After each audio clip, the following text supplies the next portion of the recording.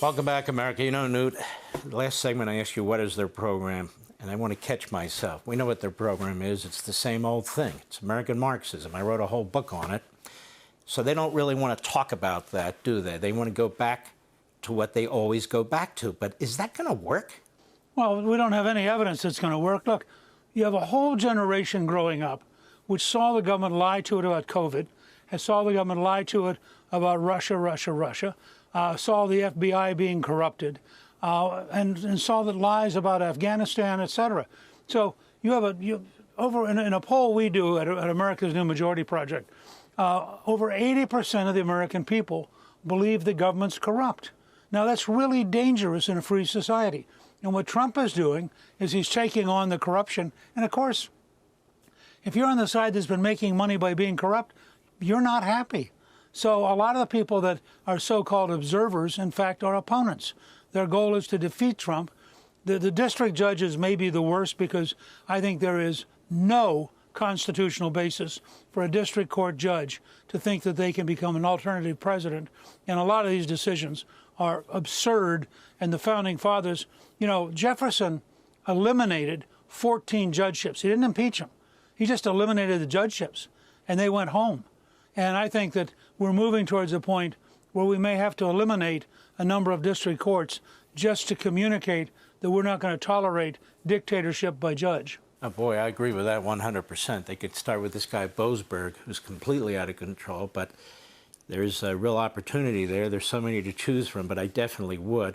And here's my next question to you. You know, the President of the United States, they try and position him as anti-constitution, as a dictator. And I'm thinking to myself, where's he been a dictator?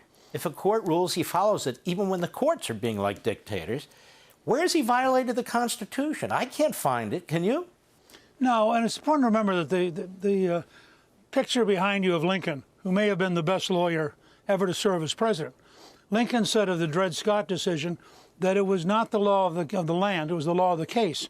And his reason was the court was divided. It was 7-2. The two Republicans in the court voted against the Dred Scott decision, which extended slavery into the whole country. Well, I think Trump does have an obligation. If the court is 9-0, the Supreme Court, I think he has an obligation to take seriously their judgment. But on 5-4 decisions, I think it's open to debate. And for district judges, none of the founding fathers, none of them, would tolerate district judges pretending that they were alternative commander-in-chiefs. If you read the Federalist Papers, they're very clear. They believed that, in fact, the judges were the weakest, not the strongest of the three branches. And Hamilton warns in the Federalist Papers, if the judges take on the two political branches elected by the people, they'll be crushed. Jefferson said, judges thinking they can run the country are an oligarchy and deprive people of their liberties. And, of course, Lincoln said, government of the people, by the people, and for the people, which I think was a rebuke to the lawyers who thought they could have government by lawyer. Well said.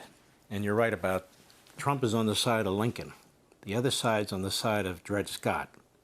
Oh, yes, they are. That's right. It's the same mentality. Newt Gingrich, I want to thank you, my friend. Always great to have you. I appreciate it. Good to be with you. Hey, it's Will Cain. Click here to subscribe to the Fox News channel on YouTube. It's the best way to get our latest interviews and highlights. And click to subscribe to the Will Cain podcast for full episodes right now.